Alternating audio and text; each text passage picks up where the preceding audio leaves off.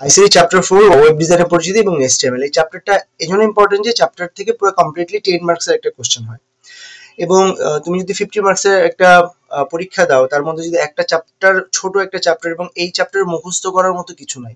এই চ্যাপ্টারটা এতটা ইজি যে তুমি একবার পড়লেই বুঝতে পারবা। হ্যাঁ, সো চ্যাপ্টারটাকে একটু মনোযোগ দিলে এখান থেকে একদম 100% ফুল মার্কস ক্যারি করা পসিবল হয়। তোমরা যেটা করবা, এই চ্যাপ্টারের জন্য একটা আলাদা নোট খাতা বানাবা, যেই নোট খাতা থেকে তোমরা যেন এই লেকচার ওয়াইজ নোট করে রাখতে পারো। আমি তো তোমাদেরকে অবশ্যই স্লাইড প্রোভাইড করব, কোডগুলো প্রোভাইড করব, বাট নিজের মতো করে নোট থাকলে কি তোমাদের জন্য মনে রাখা বা বোঝাটা ইজিয়ার হবে।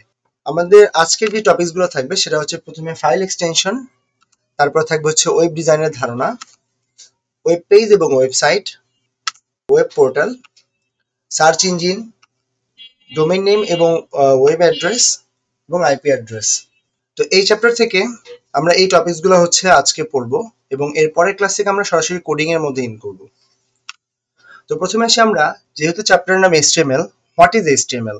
আমরা এই চ্যাপ্টারটাকে মুখস্থ করার দরকার নেই। হ্যাঁ, মুখস্থ করার জন্য পড়বো না, আমরা পড়বো হচ্ছে একটু জানার জন্য। আমরা যে এত এত জিনিস এখন ইন্টারনেটে ইউজ করি, আমরা এত কিছু যে দেখি আমাদের সামনে Facebook, YouTube and others website, এগুলো অ্যাকচুয়ালি কিভাবে তৈরি হয়, এগুলো ব্যাক এন্ডে কিভাবে কাজ করে, জিনিসটা তো ইউজ করলাম এতদিন, এখন একটু মেকানিজমটা আজকে থেকে জানার চেষ্টা করবো।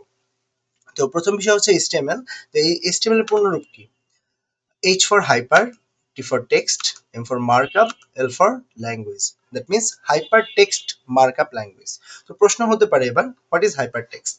So hypertext জিনিসটা যদি আমি বুঝাই, ধরো তুমি ফেসবুকে বা তুমি তোমার যে কোনো একটা ব্রাউজারে যেয়ে তুমি সার্চ করলে ফেসবুক, ওকে?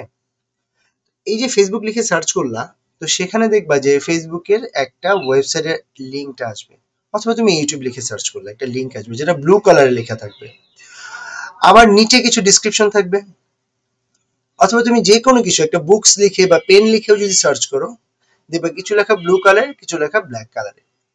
তো যে লেখাটা ব্লু কালারে আছে সেটার উপরে যদি তুমি ক্লিক করো বা ট্যাপ করো, তাহলে দেখবা তোমাকে একটা ওয়েবসাইটে নিয়ে যাবে।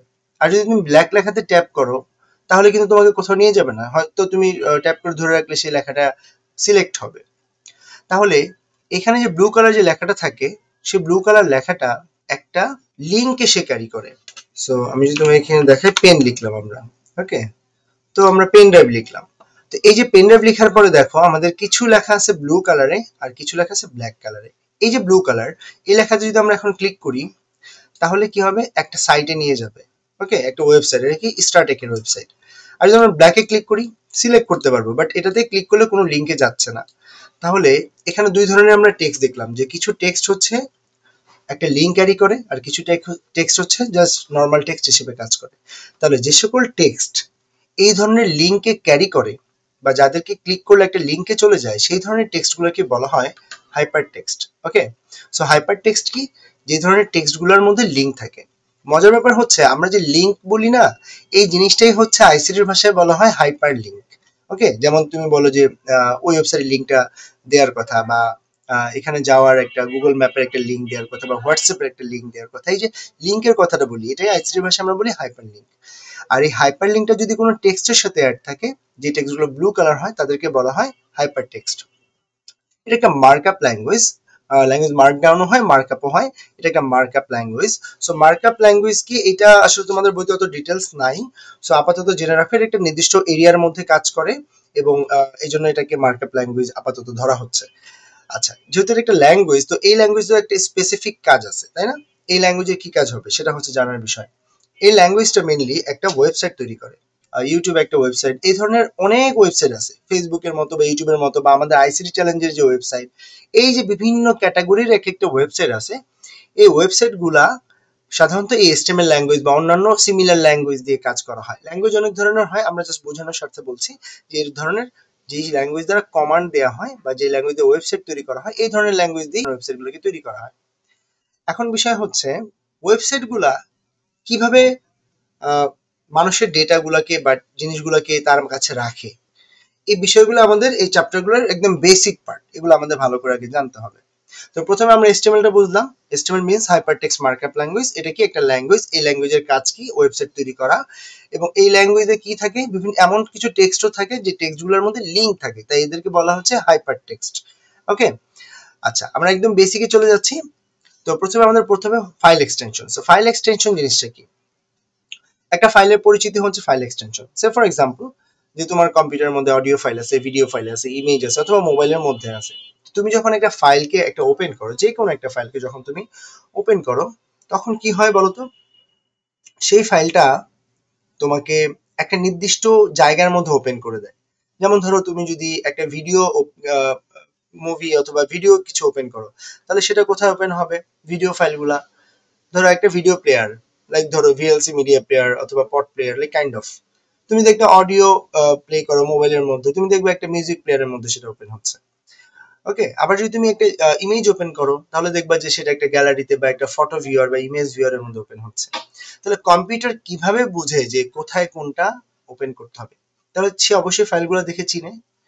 সে কিভাবে চিনবে? আচ্ছা, সে চিনবে হচ্ছে ফাইল এক্সটেনশনের মাধ্যমে। সো ফাইল এক্সটেনশন জিনিসটা কি? ফাইল এক্সটেনশন হচ্ছে সহজ কথা বলে একটা ফাইলের পরিচিতি। যেমন অডিও ফাইলগুলো আমরা কিভাবে চিনবো?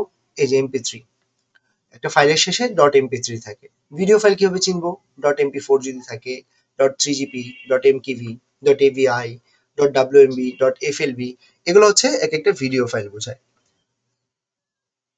এখন ভিডিও ফাইলের ক্ষেত্রে এতগুলা কেন আর অডিও ফাইলের ক্ষেত্রে একটা কেন? ভিডিও ফাইলের সাধারণত রেজলিউশন অনুযায়ী ভিডিও ফাইলের কোয়ালিটি চেঞ্জ হয়। ওকে, তো এই জন্য ফাইলের এক্সটেনশন গুলোও চেঞ্জ হয়। এমপি4 মোটামুটি একটা ফাইল, 3জিপি একদম লো কোয়ালিটির ফাইল। হ্যাঁ, এরকম বিভিন্ন কোয়ালিটির ফাইলের জন্য ফাইল এক্সটেনশন গুলো ভিন্ন ভিন্ন হয়। তো যেমন ধরো তুমি একটা যে কোনো একটা যদি কার্টুন ছাড়ো, ধরো টম এন্ড জেরি, ডট এমপি4। এখন যে তুমি এমপি4 এ ছাড়লা, তাহলে কি এটা একটা ভিডিও ফাইল? সে কিভাবে বুঝলো? এমপি4 দেখে। এবং পিসি কিভাবে বা মোবাইল কিভাবে এটাকে ওপেন করবে? যেহেতু সেটা এমপি4 ফাইল, সে একটা ভিডিও প্লেয়ারে ওপেন করবে। ওকে, সেরকম ইমেজের জন্য কিছু ফাইল এক্সটেনশন আছে, যেমন জেপিজি, এরপরে তোমার JPEG, PNG, dot GIF, dot BMP, WebP, এগুলো হচ্ছে একটা ইমেজ ফাইলের এক্সটেনশন। একটা ইমেজ দেখে কিভাবে মানুষ চিনবে? যখন তার ফাইলের এক্সটেনশন গুলো এগুলো থাকবে। আরো অনেক কোয়ালিটির হয়, বাট তোমাদের বইতে সব কোয়ালিটি নিয়ে আলোচনা করা নাই। যেগুলো লাগবে আমরা সেগুলাই পড়বো। ওকে, আচ্ছা। তো এখানে কিন্তু তোমার এগুলোর পূর্ণরূপ আছে বইতে, এগুলো একটু ভালো করে দেখতে হবে। যেমন পিএনজি যদি বলি, portable network graphics, JPEG joint photographic expert group, আর জেপিজি হচ্ছে জয়েন্ট ফটোগ্রাফিক গ্রুপ। ওকে, আচ্ছা, এরকম প্রত্যেকটারই ফাইলের পূর্ণরূপ আছে, এটা বইতে দেওয়া আছে, বই থেকে একটু সুন্দর করে দেখবা। আচ্ছা, তারপর হচ্ছে ডট টিএক্সটি। এই টিএক্সটি ফাইলগুলো কি? যে সকল ফাইলের মধ্যে টেক্সট থাকে সেগুলো হচ্ছে টিএক্সটি ফাইল। যেমন তোমাদের বই যখন টাইপ করা হয়, এগুলো একটা ফাইলের মধ্যে টাইপ করা হয়। যেমন এই ডকএক্স, এটা একটা ফাইল, এই ফাইলের মধ্যে টাইপ করা হচ্ছে বইয়ের বিষয়গুলো। আমি এখানে যেমন এই এই স্লাইডটা রেডি করে দেখাচ্ছি, এটা কি ফাইল? এটা হচ্ছে PPTX, power point text file. আবার দেখো এক্সেল এক্স, বিভিন্ন হিসাব নিকেশের জন্য এক্সেল ফাইল। শুধু নর্মাল টেক্সট যদি রাখতে চাই, এটা হচ্ছে টিএক্সটি ফাইল। অ্যাক্সেসের যদি ডেটাবেজের কাজ করি, তাহলে এসএসসি ডিবি ফাইল। ওকে, এই ধরনের বিভিন্ন ফাইল। এছাড়াও আরেকটা ফাইলের নাম আমি এখানে দিয়েছি, সেটা হচ্ছে ডট এসটিএমএল। ওকে, এটা হচ্ছে এসটিএমএল ভাষা রাখার জন্য যে ফাইলটা থাকে সেটা হচ্ছে ডট এসটিএমএল। তাহলে ফাইলের অনেকগুলো রূপ আছে। তার মধ্যে ফাইলের এক্সটেনশন দেখে ডিভাইস সাধারণত চিনতে পারে এটা কি ধরনের ফাইল এবং এটাকে কোথায় ওপেন করতে হবে। আর এসটিএমএল ভাষার জন্য স্পেসিফিক যে ফাইলটা সেটা হচ্ছে ডট এসটিএমএল। এটা কিন্তু এমসিকিউতে আছে, খুব ভালো একটা গুরুত্বপূর্ণ একটা এমসিকিউ। ওকে, এখন আমরা একটু দেখি যে ফাইলগুলো আসলে কিভাবে সবকিছু থাকে। যেমন আমি যদি এখানে দেখি থ্রি ইডিয়টস ডট এমপি4, তোমরা সবাই হয়তো জানো থ্রি ইডিয়টস একটা মুভির নাম। তো এটা একটা মুভি এবং এটা এমপি4 ফাইল, ভিডিও ফাইল। তো এই ফাইলের কয়টা পার্ট থাকে? দেখো, প্রথম পার্টটার নাম হচ্ছে, আচ্ছা নামগুলো পরে দেখতেছি। প্রথম পার্টটার নাম হচ্ছে ফাইল নেম, পরের পার্টটা হচ্ছে যে ডট, এটাকে বলা হয় একটা অপারেটর, এবং লাস্ট পার্ট হচ্ছে এক্সটেনশন। এর মানে কি বুঝলা? একটা ফাইলের দুইটা পার্ট থাকে, ফাইল নেম থাকে, ফাইল এক্সটেনশন থাকে। আর তাদের মাঝখানে যে ডট চিহ্নটা, এটাকে বলা হচ্ছে কি? একটা অপারেটর। অপারেটর কোথায় ইউজ করা হয়? সাধারণত যেখানে দুইটা ডিফারেন্ট টাইপ অফ আইটেম থাকে, সে সকল জায়গায় এই ধরনের ডট সাইন দিয়ে তাকে একটা ডিভাইড করা হবে, একটা অপারেটর দিয়ে জয়েন করা হয়, তুমি এটাও বলতে পারো। তাহলে এই যে একটা টোটাল ফাইল, ভিডিও ফাইল, এই ভিডিও ফাইলের প্রথম পার্টটা হচ্ছে ফাইল নেম, পরের পার্ট হচ্ছে এক্সটেনশন, মাঝখানে হচ্ছে অপারেটর। এবং একটা বিষয় এখানে না বললেই না, ফাইল নেম যেটা, এই ফাইল নেমটা তুমি চাইলে রিনেম করতে পারো, চেঞ্জ করতে পারো। তুমি মোবাইলেও দেখো, যখন তুমি একটা ছবি তুলবা, সেখানে ফাইলে যে ছবির নামটাও কিন্তু তুমি চাইলে এডিট করতে পারো। কিন্তু তুমি কিন্তু এক্সটেনশন এডিট করতে পারো না, এটাকে তুমি রিনেম করতে পারবে না। এক্সটেনশনকে কি করতে হয়? কনভার্ট করতে হয় বিভিন্ন কনভার্টার দিয়ে। যেমন ভিডিও সং থেকে অডিও সঙ্গে কনভার্ট করা যায়, কনভার্টার দিয়ে, বাট তুমি ডিরেক্ট যদি এডিট করেও ফেলো এটা দেখবার কাজ করবে না। কারণ কি, কারণ এটার তো অ্যাকচুয়াল ফাইল এটা না। ওকে, তো এই গেল তোমার ফাইল এক্সটেনশন। নাও কোশ্চেন হচ্ছে ওয়েব ডিজাইনের ধারণা নিয়ে আমরা একটু আলোচনা করব। আমরা শুরুতে যেহেতু বলে আসছি যে HTML ভাষা দিয়ে ওয়েবসাইট তৈরি করা হয়, তাহলে ওয়েবসাইটটা কিভাবে তৈরি করা হবে? তুমি যে একটা বাড়ি তৈরি করতে চাও, তো প্রথম ফ্যাক্ট কি? তোমার বাড়ির জন্য একটা ডিজাইন করতে হবে, তাই না? তো একই রকম ভাবে যখন তুমি একটা ওয়েবসাইট তৈরি করতে চাও, প্রথম কাজ কি? ওয়েবসাইটটাকে ডিজাইন করতে হবে যে তোমার ওয়েবসাইটে কোথায় কি থাকবে, কোথায় হোম থাকবে, কোথায় নোটিফিকেশন থাকবে, কোথায় বিভিন্ন ছবি থাকবে, এগুলো রেডি করতে হবে। আমাদের আইসিটি চ্যালেঞ্জের যে ওয়েবসাইট, সেখানে গেলে দেখবে এক এক জায়গায় এক একটা এলিমেন্ট, এটা আমরা আগে ডিজাইন করে নিতে হয়েছে, আমরা আগে ডিজাইন করেছি। তো একই রকম ভাবে প্রত্যেকটা ওয়েবসাইটের জন্য প্রথম কাজ হচ্ছে ডিজাইন করা। এই যে ডিজাইনটা হয়ে গেল, এখন কাজকে এটাকে ডেভেলপ করা। ওকে, সো ডিজাইনের একটা কাজ, ডেভেলপের একটা কাজ। আমরা সাধারণত ডেভেলপমেন্টের কাজ নিয়ে এখানে আলোচনা করব, যেহেতু আমরা ওয়েবসাইটটাকে বিল্ড করব। আমি আরেকটু যদি এক্সাম্পল দিই ডিটেলস, ধরো তুমি ফেসবুকে একটা স্ক্রিনশট নিলা, এই স্ক্রিনশটের উপরে তো বাটন গুলোও আছে, রাইট? এখন যদি তুমি সেই বাটনে ক্লিক করো, তাহলে কি কোনো কাজ হবে? হবে না তো, কারণ ওটা তো একটা স্ক্রিনশট। তুমি যে স্ক্রিনশটটা নিছো সেটা হচ্ছে ডিজাইন করা একটা স্ক্রিনশট। এবং এই ডিজাইনটাকে কাজে পরিণত করার জন্য তোমার বিভিন্ন ল্যাঙ্গুয়েজ লাগবে। HTML, CSS, JavaScript, Python, Ruby, PHP, jQuery, Laravel, আরো অনেক অনেক অনেক ল্যাঙ্গুয়েজ আছে। তো এই যে এত ল্যাঙ্গুয়েজ দিয়ে সেটাকে কি করা হচ্ছে? ডেভেলপ করা হচ্ছে। তুমি ধরতে পারো একটা বিল্ডিং এর ক্ষেত্র, বিল্ডিং এর ডিজাইন করে ডিজাইনার, তারপর এটাকে তৈরি করার জন্য কি আরো মিস্ত্রি লাগে বিভিন্ন ক্যাটাগরির। তারপর তারা কি করে? বিভিন্ন এলিমেন্ট দিয়ে, ইট, বালি, সিমেন্ট ইত্যাদি দিয়ে সেগুলোকে তৈরি করে। তো একই রকম ভাবে এই ডেভেলপাররা কি করে? ওয়েবসাইটকে ডেভেলপ করে ডিজাইন দেখে দেখে, এবং তার জন্য কি লাগে? বিভিন্ন ল্যাঙ্গুয়েজের প্রয়োজন হয়, ডেটাবেজের প্রয়োজন হয়, সেগুলো দিয়ে সে ডেভেলপ করে। ওকে, তো তারপর আমরা যেখানে যাব সেটা হচ্ছে ওয়েব পেজ এবং ওয়েবসাইট জিনিসটা কি। আচ্ছা, প্রথমে আমরা একটু ওয়েবসাইট নিয়ে বলি। যেহেতু আমরা HTML ভাষাতে ওয়েবসাইট তৈরি করব, এই ওয়েবসাইট জিনিসটা কি একটু দেখো এই ইমেজগুলা। ধরো তোমার একটা ফেসবুকের কথা আমরা চিন্তা করি, যেটা আমরা বেশি ইউজ করি। ফেসবুকের মধ্যে তোমার একটা প্রোফাইলের একটা পেজ আছে, তোমার হোম পেজ আছে, তোমার নোটিফিকেশন আছে, পেজ আছে, সেটিংস একটা পেজ আছে, এক এক পেজে এক এক রকম ইনফরমেশন বা ডেটা দেওয়া আছে। তাহলে একটা ফেসবুক জিনিসটা যে একটা ওয়েবসাইট, এই ওয়েবসাইটটা তৈরি হয়েছে কি দিয়ে? বিভিন্ন ধরনের ওয়েব পেজ মিলে এই ওয়েবসাইটটাকে তৈরি করা হয়েছে। তাহলে খেয়াল করো, একটা ওয়েবসাইটে সাধারণত কি থাকে? দেখো এখানে বলে দেওয়া আছে, একটি ওয়েবসাইটে বেশ কিছু পেজ বা পৃষ্ঠা থাকে। ওয়েব পেজ বা পৃষ্ঠা মূলত একটি HTML ডকুমেন্ট। যেহেতু তুমি এটা HTML ভাষায় করছো এবং এটা একটা ডকুমেন্ট, তুমি যা যা লিখছো, যা HTTP প্রোটোকলের মাধ্যমে ওয়েব সার্ভার থেকে ইন্টারনেট ব্যবহারকারী ওয়েব ব্রাউজারে স্থানান্তরিত হয়। আমরা এই কঠিন শব্দগুলো আরেকটু পরে ডিটেলস দেখবো, কোনো সমস্যা নাই। কিন্তু আমাদের মেইন কথা কি, ওয়েবসাইটে কি থাকে? বেশ কিছু ওয়েব পেজ বা পৃষ্ঠা থাকে। পরের বার সে কি বলছে? ইন্টারনেটের সাথে সংযুক্ত বা যুক্ত একটি ঠিকানা, যেখানে এক বা একাধিক ওয়েব পেজ সংরক্ষণ করা হয়, তাকে ওয়েবসাইট বলে। তাহলে ওয়েবসাইটে কি থাকে? একাধিক ওয়েব পেজ থাকে। আর ওয়েব পেজে কি থাকে? কিছু ডকুমেন্ট থাকে। তাহলে ওয়েবসাইট তৈরি হয় কি দিয়ে? ওয়েব পেজ দিয়ে, তাই না? যেমন দেখো profile.html, এটা কি একটা পেজ।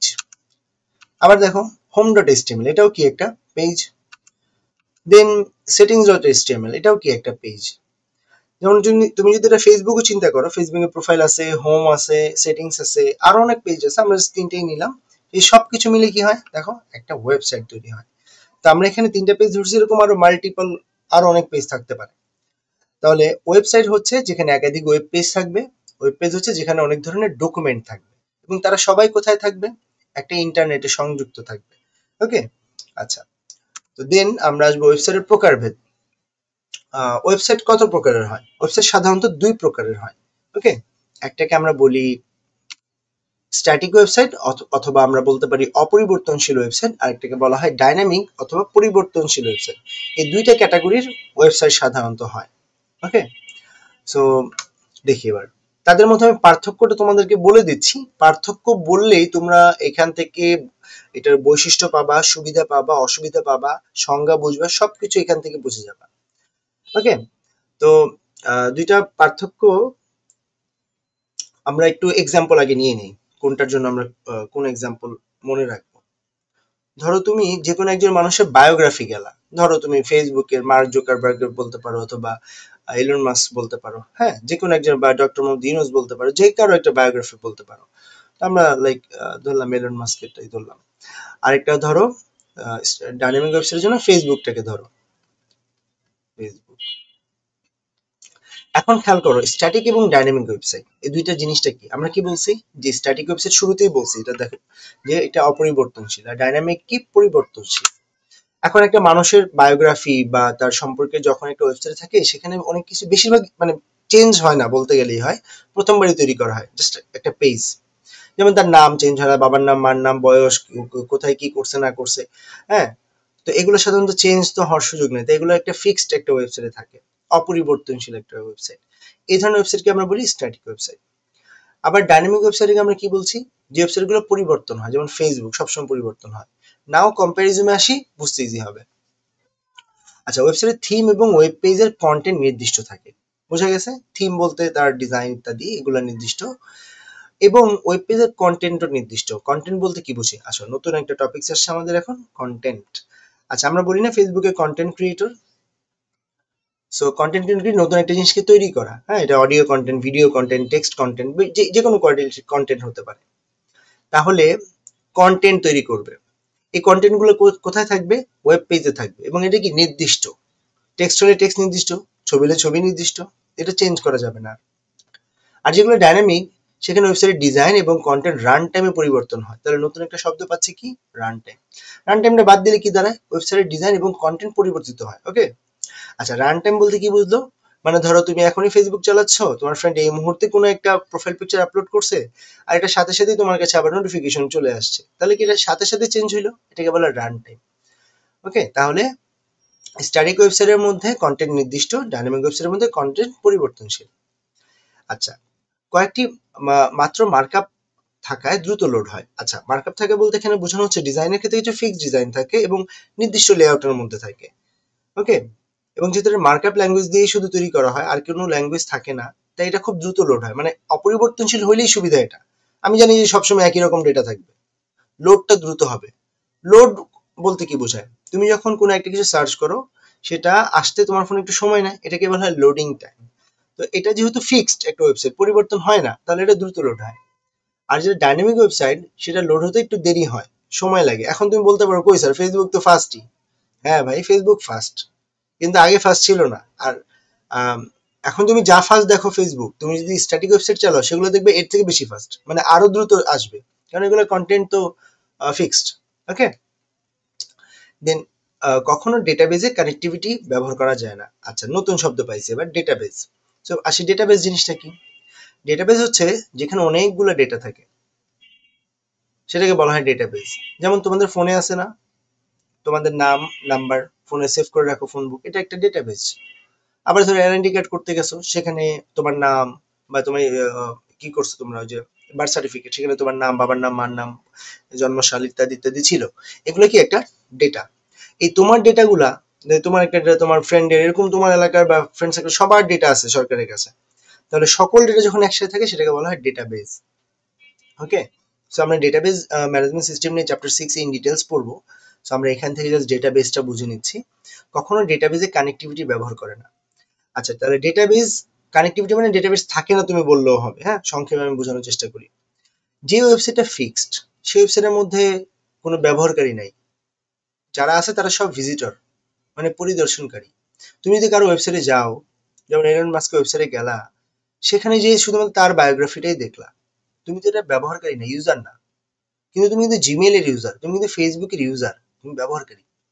আর এখানে কি তুমি জাস্ট দেখতেছো তাকে, তার বায়োগ্রাফি, এখানে কি তুমি ভিজিটর, মানে পরিদর্শনকারী। তাহলে যেখানে ইউজার নাই, ডেটাবেস তো সেখানে থাকবে না, এটাই তো স্বাভাবিক, কারণ তার কোনো অ্যাকাউন্ট নাই, তার কিচ্ছু নাই সেখানে। এখানে শুধুমাত্র এলন মাস্কের ইনফরমেশন। তাহলে কখনো ডেটাবেজে কানেক্টিভিটি ব্যবহার করে না, কারণ করবে কিভাবে, তার তো ফিক্সড। অন্যদিকে ফেসবুক তুমি চিন্তা করো, তোমার অনেক ফ্রেন্ড আছে, সেটা চেঞ্জ হচ্ছে, কখনো বাড়ে, কখনো কমে, কখনো ব্লক করো, কখনো আনব্লক করো, কখনো ফ্রেন্ড অ্যাড করো, কখনো ডিলিট করো, এই যে যত কিছু হচ্ছে, ডেটাবেস কি ব্যবহার করতেছে সে, কারণ তার মধ্যে আপডেট হচ্ছে অলওয়েজ। আচ্ছা, নিরাপত্তার দিক থেকে যদি খেয়াল করো, ফেসবুক নিরাপদ, এর থেকে বেশি নিরাপদ কি, স্ট্যাটিক ওয়েবসাইট। কেন, এবার আসে এই প্রশ্নে। তুমি যদিও বলো যে ফেসবুক নিরাপদ, বা আমরা সবাই যদিও বলি ফেসবুক নিরাপদ, কিন্তু আমাদের পার্সোনাল ডকুমেন্ট কেউ না জানলেও ফেসবুক কোম্পানি কিন্তু ঠিকই জানবে, তাই না? তাহলে আমার পাসওয়ার্ডও সে জানবে, আমার সবকিছু সে জানবে, কার্ড নাম্বার ইত্যাদি ইত্যাদি ইত্যাদি। তাহলে এইগুলো হচ্ছে কি, কম নিরাপদ। আর যেগুলো স্ট্যাটিক ওয়েবসাইট সেগুলো বেশি নিরাপদ, কারণ এখানে কোনো ব্যবহারকারী নাই, তোমার কোনো তথ্য দেওয়ার মতো জায়গাই নাই, তাহলে নিরাপত্তাও বেশি থাকবে। এবং যে যার বায়োগ্রাফি আছে তার ডেটাগুলো নিরাপদ, কারণ এখানে কেউ হ্যাক ট্যাক করার সুযোগ নাই। যদিও সুযোগ থাকে তবুও মানে যদি সবকিছু মেনটেন করা হয় তাহলে সেরকম নিরাপত্তা নিশ্চিত করা যায়। ওকে, তারপর আসবো আমরা কোনো সংগঠন বা প্রতিষ্ঠানের তথ্য প্রদর্শন করে, বোঝা গেল প্রতিষ্ঠান তথ্য বা ব্যক্তিগত তথ্য হতে পারে। আচ্ছা, আর এখানে কি বললাম, যেখানে রান টাইমে কন্টেন্ট পরিবর্তন হয়, যেমন ই কমার্স, অনলাইন এক্সাম ইত্যাদি ওয়েবসাইটে তথ্য প্রদর্শন করে, মানে সবসময় পরিবর্তন হয়, এক্সাম্পল দিছি আর কি। আচ্ছা, এখানে তৈরি করার জন্য সরাসরি রান করে, অন্য সার্ভার ল্যাঙ্গুয়েজের প্রয়োজন হয় না। আচ্ছা, এই ল্যাঙ্গুয়েজের প্রয়োজন হয় না, সার্ভার ল্যাঙ্গুয়েজ কি এটা পরে বলবো না, জাস্ট মনে রাখো অন্য ল্যাঙ্গুয়েজের প্রয়োজন হয় না। সাধারণত HTML, CSS এই দুইটা ল্যাঙ্গুয়েজ দিয়ে এটা তৈরি করা হয়। HTML এর তো একটা ল্যাঙ্গুয়েজ আমরা যেটা বললাম, তাই না? CSS একটা ল্যাঙ্গুয়েজ, এরকম আরো অনেক ল্যাঙ্গুয়েজ আছে। CSS এর পূর্ণরূপ হচ্ছে ক্যাসকেডিং স্টাইল শিট। ওকে, আচ্ছা, তো সাধারণত HTML এবং CSS দিয়েই খুব সহজে এটা তৈরি করা যায়, যে কোনো একটা স্ট্যাটিক ওয়েবসাইট। তুমি যখন ডাইনামিক ওয়েবসাইট তৈরি করতে যাবা তখন এখানে তোমার অনেক ল্যাঙ্গুয়েজ লাগবে। এখানে অল্প কিছু ল্যাঙ্গুয়েজের নাম আছে, বাট আরো অনেক ল্যাঙ্গুয়েজ প্রয়োজন হয়। HTML, CSS, PHP, ASP.NET, JSP, JavaScript, Laravel সহ আরো অনেক ল্যাঙ্গুয়েজ প্রয়োজন হয়। আচ্ছা, এখন তুমি বলো তো, এই দুইটার মধ্যে এটাতে কম ল্যাঙ্গুয়েজ লাগলো, এটাতে বেশি ল্যাঙ্গুয়েজ লাগলো, তাহলে কোনটা তৈরি করা ইজি হবে? অবশ্যই স্ট্যাটিক, তাহলে ডেভেলপ করা কি ইজি। আর যেটা ডাইনামিক সেটা কি একটু দক্ষ লোকের প্রয়োজন হবে, ডেভেলপ করা একটু কষ্টসাধ্য হবে, টেস্ট করতে হবে, ম্যানেজমেন্ট করতে হবে। হ্যাঁ, এবং এটাতে দুইটা যদি খরচের কথা চিন্তা করো তাহলে ডেফিনেটলি এটাতে খরচ কমবে, এটাতে খরচ বাড়বে, তাই না? আচ্ছা, স্ট্যাটিক ওয়েবসাইটের ক্ষেত্রে তুমি যদি কোথাও কখনো পরিবর্তন করার প্রয়োজন হয় তাহলে কি হবে, পুনরায় সার্ভারে আপলোড করতে হবে, মানে যে এটাকে রেডি করছিল, ক্রিয়েট করছিল ওয়েবসাইটটা, যে ডেভেলপার, তাকে দিয়ে এই কাজটাকে আবার পুনরায় চেঞ্জ করে আবার সার্ভারে আপলোড করতে হবে। সার্ভার কি? সার্ভার হচ্ছে একটা মেমোরি, চিন্তা করো, বা ইন্টারনেটের একটা মেমোরি চিন্তা করো, তো সেখানে আপলোড করতে হবে। আর যেটা ডাইনামিক ওয়েবসাইট সেখানে কি, এটা কিন্তু অলওয়েজ ইউজার দ্বারাই পরিবর্তিত হচ্ছে। যেমন আমি আমার প্রোফাইল পিকচার আপলোড করলাম, অথবা একটা স্ট্যাটাস দিলাম, অথবা সামথিং এলস করলাম ফেসবুকে, তাহলে এটা কি ইউজারই চেঞ্জ করতে পারে। আর স্ট্যাটিকে কি চেঞ্জ করতে হলে ডেভেলপার লাগে, তো সাধারণত অপরিবর্তনশীল এই জন্যই বলা হয়, বিকজ ক্রিয়েটর ছাড়া অন্য কেউ এটাকে চেঞ্জ করতে পারে না। তো এইগুলো আমাদের স্ট্যাটিক এবং ডাইনামিক ওয়েবসাইটের মধ্যে পার্থক্য। আমরা যদি সুবিধা অসুবিধা বলি এখান থেকেও বলা যাবে, আমরা বৈশিষ্ট্য বললেও এগুলো বললেই হবে। সো এগুলো বইতে আরো সুন্দর করে দেওয়া আছে, তোমরা সেখান থেকে আরো ডিটেলস পড়বা, দেন যদি কোনো কিছুতে প্রবলেম হয় আমাকে জিজ্ঞেস করবা। এই পর্যন্ত কারো কি কোনো প্রবলেম আছে কিনা? স্যার আমার একটা প্রবলেম ছিল। হ্যাঁ, বলো। স্যার আপনি বলেছেন স্ট্যাটিক ওয়েবসাইট পরিবর্তন করলে পুনরায় সার্ভারে আপলোড করতে হয়, তার মানে কি প্রথম থেকে পুরো সিস্টেমটাকে চেঞ্জ করে ফেলবো না? না, পুরো সিস্টেম না, ধরো তুমি ইলন মাস্কের কথাই চিন্তা করো, তার এজটা ধরো, বা ধরো সে একটা নতুন কোম্পানি আবার ক্রিয়েট করলো। 2010 সালে পর্যন্ত তার ওয়েবসাইট একরকম ছিল, 15 সালে এসে সে নতুন কোম্পানি অ্যাড করলো, এখন তার এই কোম্পানির নামটা আবার অ্যাড করতে হবে ওয়েবসাইটে যদি সে চায়। এখন তার এই যে নামটা তার অ্যাড করতে হবে, তাহলে কি ডেভেলপার যদি তার এই নামটাকে অ্যাড করে না দেয় তাহলে সে তো পারবে না, কারণ এটা তো অপরিবর্তনশীল ভাবেই তৈরি করা হয়েছে, যেহেতু এটার মধ্যে কোনো ইউজার ছিল না। ফেসবুকে যেমন আমি আমার নাম বা আমি আমার সবকিছু চেঞ্জ করতে পারি, কোথায় ওয়ার্ক করতেছি, জব কোথায় করলাম, হ্যাঁ, সবকিছু আমি চেঞ্জ করতে পারি, বাট এখানে তো এই ধরনের কোনো ইউজার নাই। তাহলে যদি চেঞ্জ করতে হয় তাহলে কি পুনরায় সেই সার্ভারে এই জিনিসটাকে আপলোড করতে হবে না? এটা তো ডেভেলপারই করবে, যে ক্রিয়েট করছে সেই তো করবে, তাই না? বুঝতে পেরেছো? Yes sir. ওকে, আচ্ছা আর স্বরূপ। স্যার, হ্যাঁ, বলো। ওয়েবসাইট ডেভেলপিং মানে কি কোনো ওয়েবসাইট গঠন করা? আচ্ছা, হ্যাঁ, একটা আমরা সাধারণত কোন একটা জিনিসকে নতুন করে বানানোকে বলি ক্রিয়েট করা, তাই না? আর ডেভেলপিং বলতে আগে থাকে তারপর সেটাকে আবার নতুন করে রিনিউ করাকে আমরা ডেভেলপিং বুঝি। আর ওয়েবসাইট ডেভেলপ বলতেও ওয়েবসাইটকে গঠন করা বা তৈরি করাও বোঝানো হয়। ওকে, ওকে, থ্যাংক ইউ। ওকে, দেন আমরা আসবো হচ্ছে পরের টপিক্সটা। পরের টপিক্সে এখানে ওয়েব পোর্টাল নিয়ে কথা বলা হচ্ছে। সো ওয়েব পোর্টাল হচ্ছে এমন একটা ওয়েবসাইট যেখানে অনেক ধরনের ওয়েব পেজ থাকে। তুমি যদি একটু ভালো করে খেয়াল করো এখানে সংজ্ঞাটা, এখানে অনেক ধরনের ওয়েব পেজ থাকবে। আচ্ছা, দেখো, এই যে ওয়েব পেজ গুলা থাকবে, এই ওয়েব পেজ গুলা শুধুমাত্র এই ওয়েবসাইটেরই না, আরো অন্যান্য ওয়েবসাইটেরও থাকবে। আরেকটু ইজি করে বলি, তুমি যদি ফেসবুকে যাও, ফেসবুকের মধ্যে সেটিংসে যাও, প্রোফাইলে যাও, বা যেখানেই যাও না কেন, ফেসবুকের বাইরে কি যাও? না, ফেসবুকের ভিতরেই থাকো। কিন্তু ওয়েব পোর্টাল কি? এখানে অনেকগুলো ওয়েব পেজ থাকবে এবং এই ওয়েব পেজগুলা আবার বিভিন্ন জায়গার বিভিন্ন ওয়েবসাইটের থাকবে। তুমি যদি গভর্নমেন্টের পোর্টালে যাও, দেখবা সেখান থেকে জবের একটা ক্লিক করলে জবের ওয়েবসাইটে নিয়ে যাবে। তুমি যদি রেলে ক্লিক করো তাহলে রেলের ওয়েবসাইটে নিয়ে যাবে। এরকম বিভিন্ন ওয়েবসাইট এখানে সংযুক্ত থাকে। এডুকেশন থাকে, জব থাকে, টিকিট থাকে, রেল থাকে, আরো অনেক কিছু থাকে। তাহলে ওয়েব পোর্টাল হচ্ছে একটা ওয়েবসাইট বা একটা ওয়েব পেজ যেখানে অনেকগুলো লিঙ্ক থাকবে, কন্টেন্ট থাকবে, সার্ভিস থাকবে, সবগুলো মিলিয়ে যেটা তৈরি হবে এবং মানুষ এক জায়গায় ঢুকলে সবকিছু পাবে একসাথে, সেটাই হচ্ছে একটা ওয়েব পোর্টাল। সাধারণত এগুলো গভর্নমেন্টের ওয়েব পোর্টালে বেশি হয়। যেমন এখানে একটা এক্সাম্পল দেখো, education portal, job portal, news portal, travel portal, real estate, e commerce, সবকিছু একটা জায়গায় আছে। সেটাই হচ্ছে একটা ওয়েব পোর্টাল এবং এগুলো এক একটাতে ক্লিক করলে এক একটা লিঙ্কে যাবে। ওকে, আচ্ছা, এখন ওয়েব পোর্টাল এবং ওয়েবসাইটের মধ্যে তাহলে পার্থক্য কি বলতো? পার্থক্যটা হচ্ছে ওয়েব পোর্টালের মধ্যে অনেকগুলো ওয়েবসাইটই সংযুক্ত থাকে বলতে পারো, আর ওয়েবসাইটের মধ্যে কি থাকে? অনেকগুলো ওয়েব পেজ থাকে, যে পেজগুলো শুধু সেই ওয়েবসাইটের জন্যই হয়। আর ওয়েব পোর্টাল কি? অনেকগুলো ওয়েবসাইট মিলে একটা ওয়েব পোর্টাল হয়। ওকে, দেন আমরা একটু আসবো সার্চে। সার্চের ক্ষেত্রে একটা গুরুত্বপূর্ণ বিষয় হচ্ছে আমরা যখন কোনো কিছু সার্চ করি, আমরা মনে করি যে এই যে সার্চটা করলাম এটা মনে হয় ইন্টারনেট থেকে আমার কাছে আসছে, কিন্তু এটা ভুল ধারণা। কেন? কারণ ইন্টারনেটের কাছে কিন্তু কিছুই থাকে না। তাহলে ইন্টারনেট জিনিসটা কি? ইন্টারনেট হচ্ছে আমি এবং সার্ভারের মধ্যে লিঙ্ক। ধরো তুমি একটা ছবি ফেসবুকে আপলোড করে তুমি ছবিটাকে মোবাইল থেকে ডিলিট করে দিলা, তাহলে ফেসবুকে কি সেই ছবিটা পাবা না? ডেফিনেটলি পাবা। তাহলে তুমি যে ফেসবুকে পাইলা, ফেসবুক এটাকে কোথায় রাখছে? অবশ্যই তার কাছে একটা মেমোরি আছে। এই যে তার যে মেমোরি বিশাল, এটাকে বলা হয় সার্ভার। বুঝা গেছে সার্ভার কি? সার্ভার হচ্ছে বিশাল এক মেমোরি। তুমি ধরে নাও এটা বিভিন্ন জায়গায় পৃথিবীর বিভিন্ন লোকেশনে কোম্পানিগুলো তাদের সুবিধা মতো রাখবে। এবং ইন্টারনেট কি করবে? তোমার সাথে এই মেমোরির সাথে মানে সার্ভারের সাথে কানেক্ট করায় দিবে। ইন্টারনেট জিনিসটা কি? এটা জাস্ট একটা পাথ বা একটা রাস্তা। আর সার্ভার কি? যার কাছে সকল কিছু এসে জমা হয়। তুমি ফেসবুকে দাও বা জিমেইল আপলোড দাও বা তুমি যেখানে দাও, এগুলো সব সার্ভার এসে জমা হয়। আর ইন্টারনেট কি? সার্ভার এবং আমার পিসির সাথে কানেক্ট করে। তাহলে আজকে থেকে কি শিখলা? ইন্টারনেটের কাছে আসলে কিছু নাই। আছে কার কাছে? সব সার্ভারের কাছে। ইন্টারনেট কি করে? আমি এবং সার্ভারের মধ্যে লিংক করায় দেয়। ওকে, ফাইন। হ্যাঁ হ্যাঁ হ্যাঁ, এটাই সার্ভার।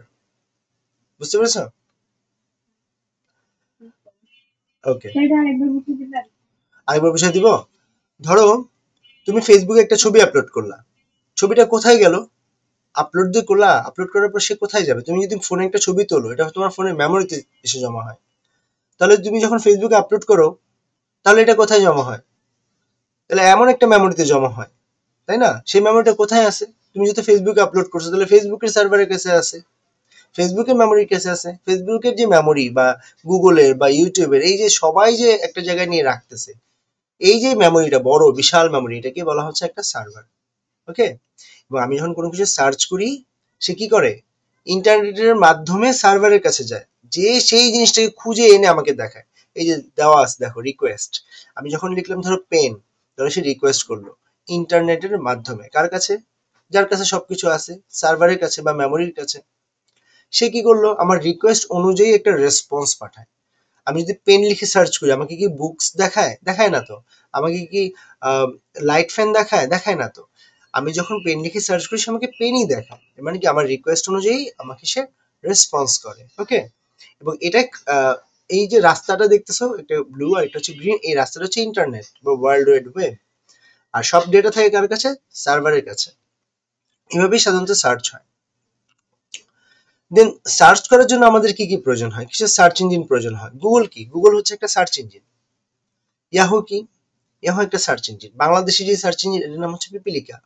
মাইক্রোসফটের সার্চ ইঞ্জিন হচ্ছে বিং। ওকে, এগুলো হচ্ছে এক একটা সার্চ ইঞ্জিন। এই ইঞ্জিনগুলো কি করে? সার্চ করে এনে আমাকে সে দেখায় তথ্য। এটা হচ্ছে সার্চ ইঞ্জিন। ওকে, ওকে, দেন আমরা আসবো সার্চ ইঞ্জিন সাধারণত তিনটা ধাপে কাজ করবে। এখানে তিনটা ধাপ দেওয়া আছে: ক্রলিং, ইন্ডেক্সিং এবং হচ্ছে কোয়েরি বা ফলাফল প্রদান। তিনটা ধাপে কাজ করে। তো এই যে তিনটা ধাপে কাজ করে, এটা একটা রোবটের সাহায্যে কাজ করে। এবং এই রোবটটা কিন্তু একটা ফিজিক্যাল রোবট না, এটা একটা ভার্চুয়াল রোবট। যেমন চ্যাট জিপিটি কি এআই সিস্টেম, তার পিছনে তো একটা রোবট আছে যার এআই আছে। এরকমই সার্চ ইঞ্জিনের সাথেও বিভিন্ন রোবট থাকে, ভার্চুয়াল রোবট থাকে, যেগুলো ধরা যায় না কিন্তু তারা কাজ করে। দেখো যখন তুমি কিছু সার্চ করো তখন একটা ব্রাউজারে যেমন গুগল ক্রোম বা ওপেরা মিনি বা ইউসি ব্রাউজারে যে তুমি সার্চ করো, প্রথম ধাপে কি হয়, সার্চ ইঞ্জিন তার রোবট পাঠায়। কার কাছে পাঠায়? যেখানে সবকিছু আছে। কোথায় আছে? সার্ভারের কাছে, সেখানে পাঠায়। দিয়ে তুমি যা কিছু সার্চ করছো সেগুলোকে সে গুগল বট এবং রিংবট ইয়াহু বট বলে, এইগুলোকে সে একসাথে করে। ওকে, সেই অনুযায়ী তুমি যা সার্চ করছো সেই নাম অনুযায়ী একসাথে করবে, এটা হচ্ছে ক্রলিং। দ্বিতীয় ধাপে সেই যে ক্রলিংটা করছো এই ক্রলিংটাকে আবার সে একসাথে করে, দেখো কি বলছে, বট কন্টেন্ট বা পেজ পোস্টকে ক্রল করে। পেজ বা পোস্টের ইমেজ, সাইট বা সবকিছু ক্রলের মাধ্যমে ওই পেজে গুগলে ইন্ডেক্স হয়। সার্চ ইঞ্জিন বট ক্রল করে ডাটাবেজে সকল ইনফরমেশন রাখে। গুগল বট হলে গুগলে রাখে। ক্রলার বা স্পাইডার পেজের কোনো আপডেট করার সাথে সাথে ক্রলারে ক্রল করে নেয়। খুব কঠিন ভাষা এখানে বলা আছে, এগুলা তোমাদের এত কঠিন ভাষার দরকার নেই, আমি ইজি করে বলছি। ক্রলিং এর কাজ হচ্ছে সে প্রথম ধাপে একটা রোবট পাঠাবে, সে সবগুলোকে একসাথে করবে। দ্বিতীয় ধাপে সেগুলোকে আবার নিয়ে আসবে। ওকে, আচ্ছা, দেন ইন্ডেক্সিং এর কাজ কি? এই যে যে তথ্যগুলো সে ক্রলিং এর ফলে পেলো এগুলোকে সে ইন্ডেক্সিং করবে। এই যে দেখো ইন্ডেক্স করে নেয়। সার্চ ইঞ্জিন রোবট ক্রল করার মাধ্যমে পেজকে ইন্ডেক্স করে নেয়। ইন্ডেক্স মানে কি? সূচিপত্র আকারে সাজায় নেয়, সে ইন্ডেক্সিং করে। যেমন কোনটা আগে আসবে কোনটা পরে আসবে। যেমন আমরা একটু আগে সার্চ করলাম একটা পেন ড্রাইভ, আসলে কি স্ট্যাটিক, এটা সে আগে নিয়ে আসছে না, এটা সে ইন্ডেক্সিং করে নিয়ে আসছে, সাজিয়ে নিয়ে আসছে। আচ্ছা, দেন হচ্ছে ইন্ডেক্সিং যখন হয়ে যায় তখন আমাদের প্রশ্ন আসে এটা দেখার জন্য। তখন সে কি করে? আমাকে একটা কোয়েরি করে দেখায় বা ফলাফল প্রদান করে। আমি যে কিওয়ার্ড লিখে সার্চ করছি, পেন ড্রাইভ অথবা যেটাই সার্চ করব সেটাকে সে এনে আমাকে আমার ডিসপ্লেতে এনে সে শো করবে। এটা হচ্ছে ফলাফল প্রদান। সার্চ ইঞ্জিন সাধারণত তিনটা ধাপে কাজ করে। একটা হচ্ছে ক্রলিং করবে, সব একসাথে করবে ডেটা, ইন্ডেক্সিং করবে, সাজাবে, এবং সে দেন কোয়েরি করে বা ফলাফল প্রদান আমাকে করবে আমার সেই ফোনে বা ল্যাপটপে বা কম্পিউটারে যেখানে সার্চ করবে সেখানে। দেন আসবো আমরা ডোমেইন নেম ও ওয়েব অ্যাড্রেস, এই জিনিসটা কি? আচ্ছা, প্রথম বিষয় একটু বলে রাখি, ডোমেইন জিনিসটা কি। ধরো www.facebook.com, এই জিনিসটা কি? এটা কি একটা অ্যাড্রেস? কার অ্যাড্রেস? ফেসবুকের অ্যাড্রেস। তো ফেসবুকটা কি একটা ওয়েবসাইট? আমি বলতে পারি কি এটা একটা ওয়েবসাইটের অ্যাড্রেস, তাই না? এই ওয়েবসাইটের আরেকটা নাম হচ্ছে ডোমেইন, সহজ কথা। যেমন তোমার facebook.com, এটা কি একটা ডোমেইন। এই ডোমেইনের একটা টাইপ আছে, টাইপগুলো একটু দেখো। আমাদের অনেক ধরনের ওয়েবসাইট আমরা ব্যবহার করি। কোনটা শিক্ষা প্রতিষ্ঠান, কোনটা সংগঠন, কোনটা সরকারি, কোনটা বাণিজ্যিক, কোনটা শুধু ইনফরমেশন নেওয়ার জন্য। বিভিন্ন ধরনের ওয়েবসাইট আমরা ইউজ করি। এই ওয়েবসাইটগুলো কিভাবে চিনবো? দেখো আমরা ক্লাসের শুরুতে আজকে কি পড়েছি? ফাইল এক্সটেনশন বা ফাইলের পরিচিতি। যেখানে ফাইলকে পরিচয় করাচ্ছিল কি দিয়ে? ফাইলের শেষের অংশ, যেমন তোমার যে ডট এমপি3, ডট এমপি4, এগুলো দিয়ে ফাইলগুলোকে আমরা চিনছি। আর এখানে আমরা কি চিনতেছি? একটা ওয়েবসাইটকে কিভাবে দেখে চিনবো এটা কি ধরনের ওয়েবসাইট? দেখো .com, কমের পূর্ণরূপ হচ্ছে কমার্শিয়াল, মানে বাণিজ্যিক। যে সকল ওয়েবসাইট বাণিজ্যিক কাজে ব্যবহার হয় তাদের সাথে .com থাকে। যেগুলো কোনো সংগঠন বা নন প্রফিট অর্গানাইজেশন, যেগুলো বলি আমরা অলাভজনক সংগঠন, তাদের শেষে .org থাকে। যেগুলো ইন্টারনেট সরবরাহকারী প্রতিষ্ঠান তাদের শেষে .net থাকে, নেটওয়ার্কিং। সরকারি ওয়েবসাইট হলে .gov, মানে গভর্নমেন্টাল। এডুকেশনাল, শিক্ষা প্রতিষ্ঠান হলে .edu থাকে, যেমন du.edu.bd। হ্যাঁ, এরপর তোমার কোনো যদি ইনফরমেশন ওয়েবসাইট বা তথ্যের ওয়েবসাইট হয় তাহলে .info থাকে। এই যে সাইটগুলো, যেমন facebook.com, তাহলে বলো ফেসবুক কি ধরনের ওয়েবসাইট? একটা বাণিজ্যিক ওয়েবসাইট। youtube.com কি ধরনের ওয়েবসাইট? বাণিজ্যিক ওয়েবসাইট। আবার তুমি গভর্নমেন্টের ধরো রেলওয়ে, বাংলাদেশ রেলওয়ে .gov, এটা কি গভর্নমেন্টের ওয়েবসাইট। ঢাকা ইউনিভার্সিটি du.edu, এটা কি এডুকেশনাল। এরকম বিভিন্ন ধরনের যত ওয়েবসাইট আছে না কেন, প্রত্যেকটা ওয়েবসাইটের শেষের যে অংশ সেটা দেখেই বোঝা যায় এটা কি ধরনের ওয়েবসাইট, এটাকে বলা হয় ডোমেইন টাইপ। ডোমেইন কোনটা? ফেসবুকটা হচ্ছে একটা ডোমেইন। এটার কি ধরনের, এই ধরনটা আমরা বুঝবো এই যে .com বা ইত্যাদি এগুলো থেকে। আচ্ছা, দেন আমরা আসবো হচ্ছে ইউআরএল। ইউআরএল জিনিসটা কি? ইউআরএল এর পূর্ণরূপটা যদি দেখো, uniform resource locator. Uniform resource locator. একটা এক্সাম্পল দেখি তাহলে একটু ইজি হবে। যেমন ধরো www.basicinstitutions.com। আমাদের আইসিটি চ্যালেঞ্জ পাশাপাশি আমাদের আরো অন্যান্য প্রতিষ্ঠান আছে, তোমরা জানো কি না। আমাদের basic academic and admission care, all subject academic coaching রয়েছে, আমাদের বেসিক আইটি কোম্পানি সেটা রয়েছে, আমাদের বিআইটি কম্পিউটার ট্রেনিং ইনস্টিটিউট রয়েছে। এই সবগুলো হচ্ছে আমাদের বেসিক ইনস্টিটিউশনের আন্ডারে। আচ্ছা, তো এই basicinstitutions.com এটা হচ্ছে আমাদের একটা ওয়েবসাইট। এখন দেখো এই ওয়েবসাইটের /ICT, মানে এই ওয়েবসাইটে তুমি যদি সার্চ যদি তুমি আইসিটি যে বাটন সেটাতে যদি প্রেস করো তাহলে কি আইসিটির পেজে যাবা। সেখানে যদি ইন্ডেক্সে ক্লিক করো তাহলে সেখানে ধরো একটা সূচিপত্র দেখবা। তাহলে মেন ওয়েবসাইট কোনটা? basicinstitutions.com। তারপরে কি তুমি আরো মেনুতে ক্লিক করে আইসিটিতে ক্লিক করে ইন্ডেক্সে গেলা, একটা নির্দিষ্ট পেজে গেলা না, এটাকে বলা হয় ইউআরএল, ইউনিফর্ম রিসোর্স লোকেটর। আরেকটু ইজি করে যদি আমি বুঝাই, যেমন facebook.com, এটা কি পুরো ফেসবুকের একটা ওয়েবসাইটের ঠিকানা। কিন্তু তোমার তোমার যে প্রোফাইল সেটা কি facebook.com লিখে সার্চ করলে পাওয়া যাবে? যাবে না তো। দেখবা তুমি যদি তোমার প্রোফাইলে যে শেয়ার করতে চাও কাউকে, স্ল্যাশ দিয়ে একটা লেখা আছে তোমার নাম বা তুমি যেটা সেট করছো বা একটা ইউজার আইডি অটোমেটিক থাকে। যেমন তুমি দেখবা আইসিটি চ্যালেঞ্জের যেটা ওয়েবসাইট ফেসবুক পেজ, ওখানে লিঙ্কটা কেমন? facebook.com/ICT challenge। এরকম ভাবে প্রত্যেকটা জিনিস এই যে স্ল্যাশ দিয়ে যে পার্টটা থাকে, এটা কি একটা নির্দিষ্ট পেজ, সেই ওয়েবসাইটের একটা পেজ। এটাকে বলা হয় ইউআরএল বা ইউনিফর্ম রিসোর্স লোকেটর। আচ্ছা হ্যাঁ, ত্রিদীপ কিছু বলতে যাচ্ছ, বলো। স্যার এখানে আপনি যে এক্সাম্পলটা ইউজ করেছেন তার লাস্টে দিয়েছেন index.html, এই হ্যাঁ htmlটা কি আমাদের ওই ফাইল এক্সটেনশনকে বোঝাচ্ছে? হ্যাঁ, এটাকে ফাইল এক্সটেনশন তো ডেফিনেটলি। যেমন ধরো আমি এটা একটু পরে আলোচনা যেতে চাচ্ছিলাম, তো আগে প্রশ্নগুলো যদি আমি বলি, এক একটা ওয়েব পেজ, যেমন ফেসবুকের ধরো home page, notification page, profile page, এই যে বিভিন্ন বিভিন্ন পেজগুলা, এই পেজগুলা হয় এই ধরনের এক একটা তোমার ফাইল এক্সটেনশন দিয়ে। আমরা ক্লাসের শুরুতেও দেখছিলাম, মনে আছে কিনা তোমাদের, তিনটা ছিল, profile.html, তোমার index.html, এগুলো ছিল না? তিনটা মিলে আমরা বলছিলাম কি একটা ওয়েবসাইট। তাহলে এটা হচ্ছে একটা ওয়েব পেজ, এই index.html হচ্ছে একটা ওয়েব পেজ। এই পেজটাতে যাচ্ছি, এই পেজটা কার? এই ওয়েবসাইটের basicinstitution.com। এই ওয়েবসাইটে গেলে আইসিটি বাটনে ক্লিক করলে, ইন্ডেক্সে ক্লিক করলে আমার এই পেজটা ওপেন হবে। তাহলে এই যে একটা নির্দিষ্ট সাইটে বা নির্দিষ্ট একটা পেজে গেলাম, সেটা হচ্ছে ইউআরএল। যেমন facebook.com/ ধরো আইসিটি চ্যালেঞ্জ, তাহলে কি ফেসবুকের অনেক পেজ আছে, অনেক কিছু আছে, এর মধ্যে আমি আইসিটি চ্যালেঞ্জের পেজটাতে গেলাম। এই যে নির্দিষ্ট একটা জায়গায়, সেটাই হচ্ছে তোমার একটা ইউআরএল বা ইউনিফর্ম রিসোর্স লোকেটর। সবাইকে এই পার্টটা বুঝতে পারছো? Yes sir. Okay done. তাহলে আমরা একটু ডিটেলস দেখি এই পার্টটাকে, ডোমেইন নেম এবং ওয়েব অ্যাড্রেস সবকিছু মিলিয়ে।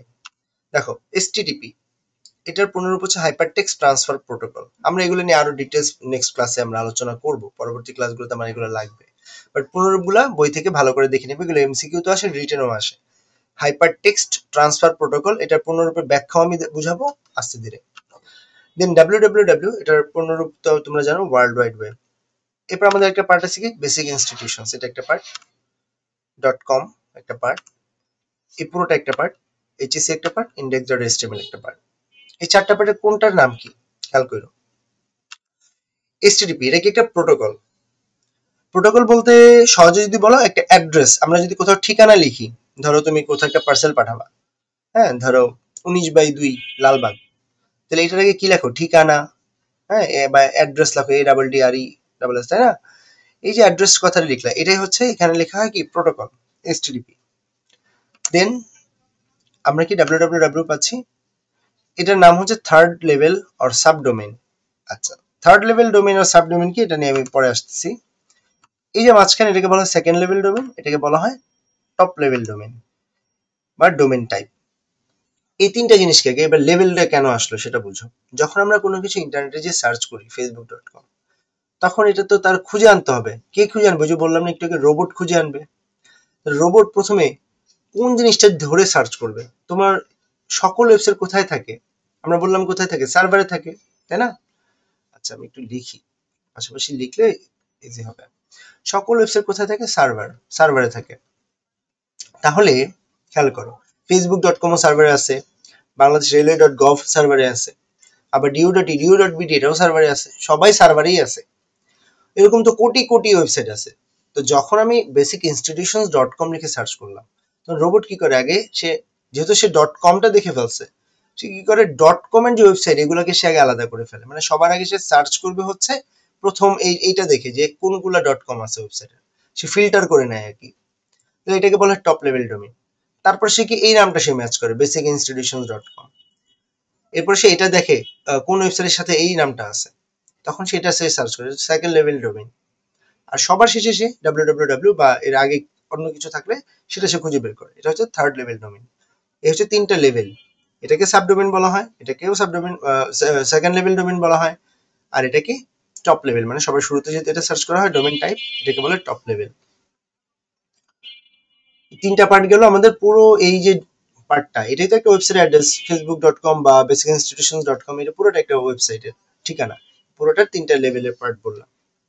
তারপরে একটা আছে, আচ্ছা এই পুরো পার্টটার নাম কি? পুরো পার্টটার নামই হচ্ছে ডোমেইন নেম। যেমন ফেসবুক কি, ফেসবুকের ঠিকানাটা facebook.com, এটা কি ফেসবুকের ডোমেইন নেম facebook.com। তোমরা জানো কিনা বাংলাদেশি একজন ছিল, সে হচ্ছে আগে ফ্রিল্যান্সিং করতো। তো ফেসবুক যখন প্রথম দিকে থাকে, সে এমনি কিনে রাখছিল fb.com নামে একটা ঠিকানা কিনে রাখছিল। বিভিন্ন কোম্পানি আছে যারা এই ধরনের অ্যাড্রেস বিক্রি করে, তাদের থেকে fb.com কিনে রাখছিল। তো পরবর্তীতে ফেসবুক পপুলারিটি পায়, ফেসবুক তো অনেক বড় হয়ে যায়, তখন ফেসবুক আবার এই fb.com দেখে যে কেউ একজন কিনে রাখছে। কোথায় কোথায় সারা খুঁজে টুজে দেখলো বাংলাদেশের একজন কিনে রাখছে। ও একজন ফ্রিল্যান্সার, সে কিনে রাখছে। পরে ফেসবুক তো এটা নেওয়ার জন্য অনেক কিছু করছে, অনেক তোমার এখানে মামলা টামলা হয়েছে। তারপরে অনেক হিউজ ক্যাশ দিয়ে কিন্তু উনি এটা কিনে রাখছে, ফেসবুক কিনে নিছে ওনার থেকে। তো এই অ্যাড্রেসের এরকম দাম, অ্যাড্রেস ছাড়া তো অচল, যেমন eveli.com.bd। হ্যাঁ, এরকম সব কিছুর একটা অ্যাড্রেস আছে, এই অ্যাড্রেস গুলো ইম্পর্টেন্ট। এই অ্যাড্রেসটাকে বলা হয় ডোমেইন নেম, যে অ্যাড্রেসটা নামে সবাই চিনে, এটাকে বলা হচ্ছে কি ডোমেইন নেম। তো এই ডোমেইন নেমের আবার যে তিনটা পার্ট বললাম যে কোন কোন পার্ট গুলো থাকে। আচ্ছা, তারপরে আসবে আমরা কোথায়, এইচএসসি। এটা হচ্ছে আমার ডিরেক্টরি, যে এই ওয়েবসাইটে যাওয়ার পরে আমি কোন জায়গায় যাচ্ছি, এইচএসসি বা আইসিটি যেটাই বলো না কেন, আমরা সেখানে যাচ্ছি, সেই পেজটাতে যাচ্ছি। সেই পেজের মধ্যে আবার কোথায় যাচ্ছি, index.html, এখানে যাচ্ছি। এটা কি আমার ফাইল নেম, এই ওয়েব পেজটা ওপেন করতেছি। তাহলে খেয়াল করো, এটা হচ্ছে পুরোটা একটা আমরা ইউআরএল লিখছি, ইউনিফর্ম রিসোর্স লোকেটর যেটাকে আমরা বলি, সেই পুরো একটা ইউআরএল লিখছি, যেখানে প্রথম পার্টটুকু মানে এই এতটুকু পার্ট হচ্ছে একটা ওয়েবসাইটের ঠিকানা। তারপরে এই ওয়েবসাইটে ঢুকে এইচএসসি পেজ, তার মধ্যে index.html, এই পেজটা ওপেন হবে। সবার নাম দেওয়া আছে, কোথায় কি নাম আছে, হ্যাঁ, protocol, second level, sorry third level, second level, top level. এটা হচ্ছে ডিরেক্টরি। ডিরেক্টরি কোত্থেকে আসছে, ডিরেকশন থেকে। ডিরেকশন মানে কি, দিক নির্দেশনা, মানে কোন দিকে যাচ্ছে। তারপরে কোন ফাইল ওপেন করছে, এই ফাইলটার নাম index.html। এই ফাইলটা কি, একটা ওয়েব পেজ, এই ওয়েব পেজটা ওপেন করছে। আচ্ছা, এখন দেখো এই পুরো জিনিসটাকে কি বলা হচ্ছে, এই পুরোটাকে বলা হচ্ছে পাথ বা রাস্তা, যে এই ওয়েবসাইটে এসে কোন রাস্তায় গেল, সে এইচএসসি এর মধ্যে ইন্ডেক্স পেজে গেল। আচ্ছা, আর এই জিনিসটাকে কি বলা হয়, হোস্ট নেম। ওকে, নামগুলা একটু জাস্ট মাথায় রাখো, আস্তে আস্তে দেখতে দেখতে মুখস্থ হয়ে যাবে। এটাকে বলা হয় হোস্ট নেম, যে কোন হোস্টে আমি গেলাম। আচ্ছা, আর এই পুরো জিনিসটাকে কি বলা হচ্ছে দেখো, ইউআরএল বা ইউনিফর্ম রিসোর্স লোকেটর। সব কিছু মিলিয়ে তৈরি করা হয় একটা ইউআরএল। আর যদি তুমি শুধু বলো হোস্ট নেম কি, তাহলে এই যে www.basicinstitutions.com অথবা facebook.com। ওকে, এগুলো আমাদের ওয়েবসাইটের যে ডোমেইন, সেই ডোমেইনের পুরো পরিচিতি, একটা ডোমেইনের মধ্যে কি কি থাকে। ওকে, কোনো কোশ্চেন আছে এখান থেকে? স্যার ডাবল স্ল্যাশ আর সিঙ্গেল স্ল্যাশের ব্যাপারটা বুঝে গেলেন? ডাবল স্ল্যাশ হচ্ছে প্রোটোকলের পরে ডাবল, এই প্রোটোকলের পরে কোলন আর ডাবল স্ল্যাশটা হচ্ছে তার একটা কাইন্ড অফ কানেক্টর হিসেবে সে কাজ করে। ওকে, এগুলা হচ্ছে কানেক্টর হিসেবে কাজ করতেছে, এই অপারেটর গুলো কানেক্টর। আর এখানে স্ল্যাশ গুলো হচ্ছে যে কোন পেজের মধ্যে কোনটা, মানে লোকেশন বা ডিরেকশন যখন বোঝায় আইসিটিতে, তখন দেখবে এরকম স্ল্যাশ থাকে। এটা আরো ভালো বুঝবা তুমি তোমার ফোনের বা কম্পিউটারের যে কোনো একটা ইমেজ বা যে কোনো একটা ভিডিওর প্রপার্টিসে যাবা বা ডিটেলসে যাবা, দেখবা যে এটার ফোনের কোথায় আছে বা কম্পিউটার কোথায় আছে, কোন কোন ফোল্ডারের মধ্যে আছে, এটা বোঝানোর জন্য এরকম স্ল্যাশ স্ল্যাশ দিয়ে থাকে। ওকে, সেটা হচ্ছে তার ডিরেকশন বোঝানোর জন্য, মানে কোন ফোল্ডারের মধ্যে কোন ফোল্ডার, এই পাথ বা রাস্তা বোঝানোর জন্য এভাবে স্ল্যাশ থাকে। ওকে, ফাইন। তো এখন আমি একটু সামারাইজ করি পুরো বিষয়টা, আমরা আসলে কিভাবে কি পড়লাম, সামারাইজ একটু দরকার আছে এই জায়গাটাতে।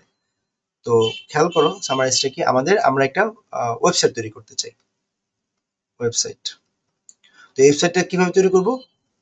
ওয়েব পেজ দিয়ে, অনেকগুলো ওয়েব পেজ দিয়ে আমি একটা ওয়েবসাইটকে তৈরি করব। তো ওয়েব পেজ কিভাবে চিনবো? এখান থেকে একটু মুছে নেই এই জিনিসটা একটু মুছে নেই। আচ্ছা, তো এই ওয়েব পেজ কিভাবে চিনবো? ওই যে .html, এগুলো হচ্ছে একটা ওয়েব পেজ তৈরি করা হয়। আর ওয়েবসাইট কিভাবে চিনবো? ওই যে .com, facebook.com, youtube.com, এই ডোমেইন টাইপ দেখে চেনা যায়। তো এরকম অনেকগুলো ওয়েব পেজ মিলে একটা ওয়েবসাইট তৈরি হলো। এখন আমার ওয়েবসাইট তো তৈরি হইলো, এখন এটার মধ্যে কি থাকবে? বিভিন্ন কন্টেন্ট থাকবে। কন্টেন্ট মানে অডিও, ভিডিও, বিভিন্ন ধরনের ফাইলের কন্টেন্ট থাকবে ওয়েব পেজে। আচ্ছা, এখন এই জিনিসগুলো আমি কোথায় পাবো? এই জিনিসগুলো পাওয়ার জন্য আমাদের কোথায় রাখতে হবে? এটাকে একটা সার্ভারে রাখতে হবে। সার্ভার, এই সার্ভারের মধ্যে সকল ডেটা থাকবে, এই সব ওয়েবসাইট এখানে থাকবে। ওকে, আচ্ছা, তাহলে আমি সার্ভার থেকে তাকে কিভাবে খুঁজে পাবো? তার একটা তো নাম দরকার, এই নামটাকেই বলা হচ্ছে কি? Domain name. এই যে ডোমেইন নেম, তো আমি একটু লিখে দিই ডোমেইন নেম, যেমন facebook.com, এটা কি একটা ডোমেইন নেম? তাহলে এটা কি, এই তার ডোমেইন নেমটা কি? তার অ্যাড্রেস বা ঠিকানা, ওয়েবসাইট অ্যাড্রেস বা ওয়েব অ্যাড্রেস বা ডোমেইন নেম একই জিনিস।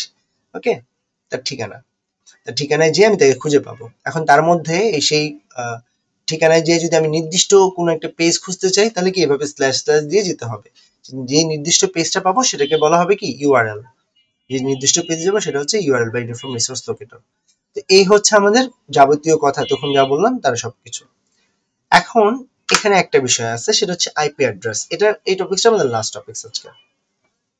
সো আইপি অ্যাড্রেস জিনিসটা কি? আমরা যদি একটু লিখি facebook.com, এর আগে অবশ্যই www বা ওয়ার্ল্ড ওয়াইড ওয়েব আছে, facebook.com।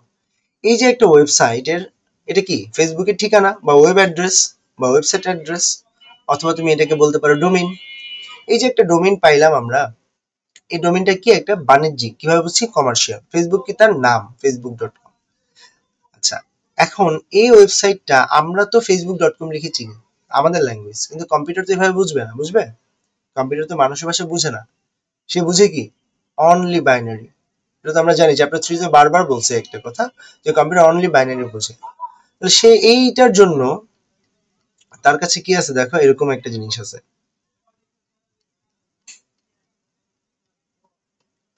এখানে 8 বিট, এখানে 8 বিট, 3 4 5 6 7 8। আমি একটা র্যান্ডম নাম্বার লিখতেছি, এটা এক্স্যাক্টলি হবে এমন না। ওকে, তো এই জিনিসটা আমাদের বোঝার জন্য, বাট যখন আমরা এটা লিখে সার্চ করি, সে কিন্তু এটাকে কনভার্ট করে এমন একটা জিনিসে সে চলে যায় যেখানে 8 বিট করে 4টা পার্ট আছে। ওকে, কয়টা পার্ট আছে বলো? বলতে হবে তো স্যার। 8 বিট করে টোটাল আছে 4টা পার্ট। এই 4টা পার্টকে যদি একসাথে করো, এটা 8 বিট, এরকম 4টা পার্ট। 4টা পার্টকে একসাথে করলে এটা হয় 8 বিট ইন্টু 4 বিট, না 8 ইন্টু 4 বিট, টোটাল কথা হবে 32 বিটস। এই 32 বিট, তাহলে 8 বিটে আমরা জানি কি 1 বাইট, তাই না? 8 bit is equals to 1 byte, 1 byte. তাহলে তোমার 32 বিটে কত হবে? 32 bit is equal to 4 byte. তাহলে এই যে কম্পিউটার বা সার্ভার আমার ভাষাকে তার ভাষায় কনভার্ট করে নিয়ে সে বুঝলো, এই জিনিসটাকে বলা হয় আইপি অ্যাড্রেস। আইপির পূর্ণরূপ হচ্ছে ইন্টারনেট প্রোটোকল।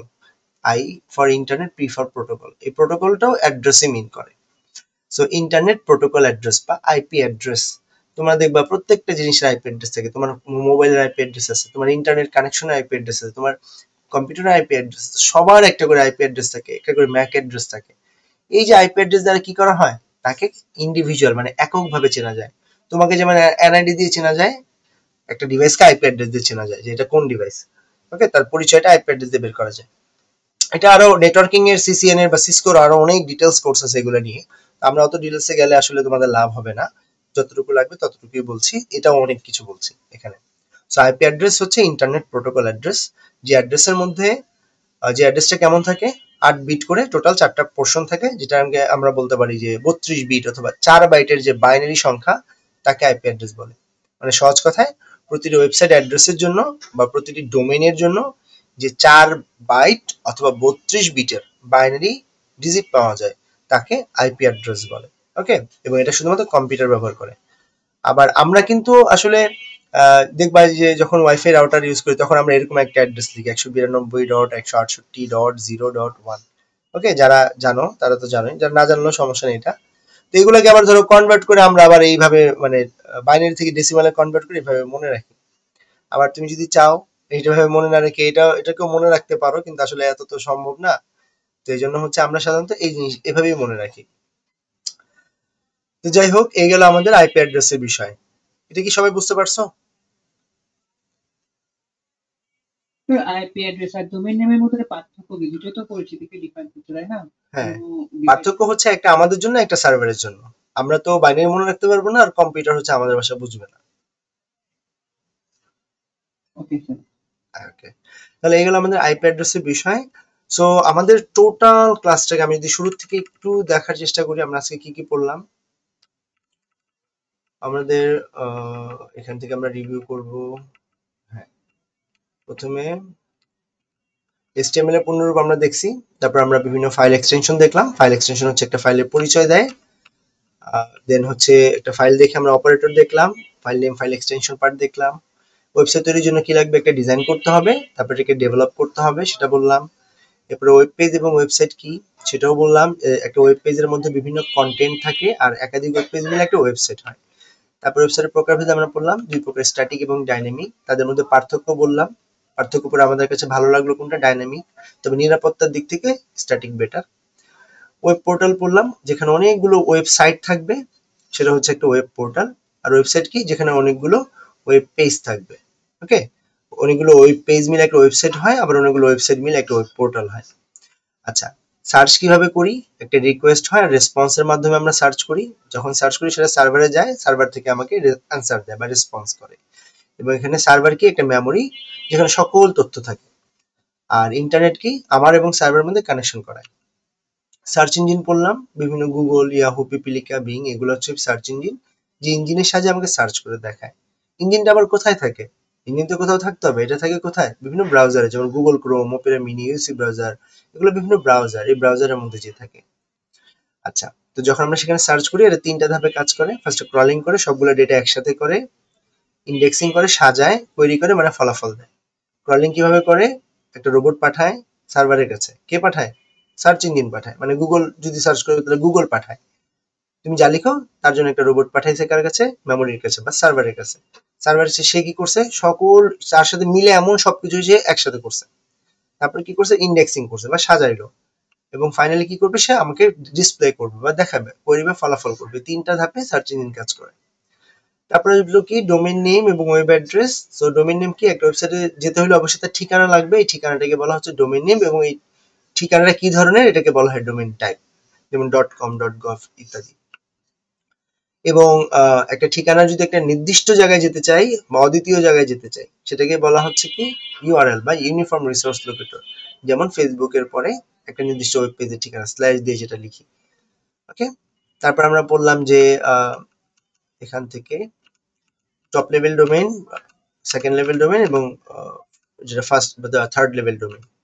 তারপর দেখলাম হচ্ছে আমরা ডোমেইন নেম কতটুকু, দেন হচ্ছে আমার ডিরেক্টরি, ফাইল নেম, এটা হচ্ছে পাথ, এবং এটা হচ্ছে আমাদের হোস্ট নেম, আর এই পুরোটা মিলে হচ্ছে ইউআরএল। ফাইনালি আমরা দেখলাম আইপি অ্যাড্রেস, এক একটা ওয়েব অ্যাড্রেসের জন্য যে 4টা পার্ট থাকে, সেই 4 পার্টে 32 বিট অথবা 4 বাইট সংখ্যা থাকে, বাইনারি সংখ্যা, সেটাকে বলা হচ্ছে আইপি অ্যাড্রেস। এটা প্রয়োজন কেন, কম্পিউটারে বোঝার জন্য। আর আমাদের জন্য কোনটা প্রয়োজন, তার নাম। এই জন্য আমরা নামেই মনে রাখি, আর কম্পিউটার কনভার্ট করে নেয়।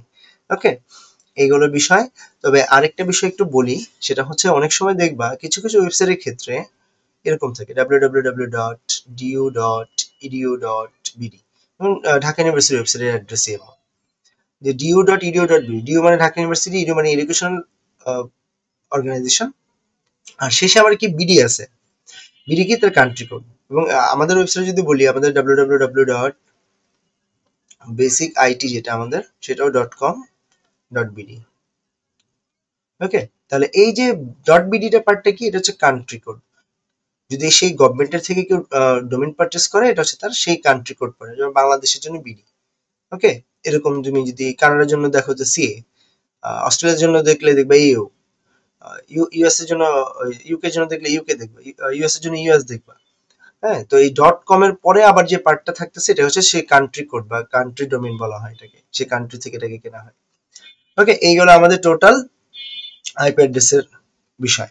সো এই টোটাল আজকের এন্টার ক্লাস থেকে কারো কি কোনো প্রবলেম আছে কিনা সেটা বলো। No sir.